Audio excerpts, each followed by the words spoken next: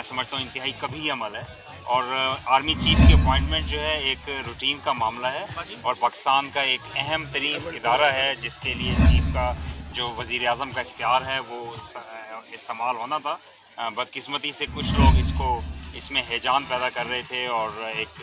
खुदा न खास्ता बेयकीनी और मुख्तलिफ शुबहात का इज़हार किया जा रहा था। तो अल्हम्दुलिल्लाह जिस तरह